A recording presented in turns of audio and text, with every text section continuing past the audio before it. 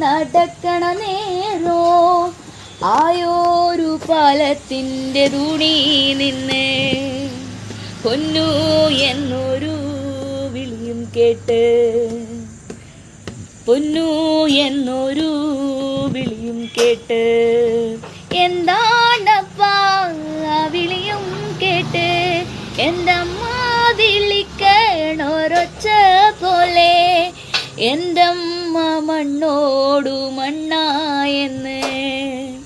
അപ്പൻ തന്നല്ലേ പറയാറുള്ളേ അപ്പൻ തന്നല്ലേ പറയാറുള്ളേ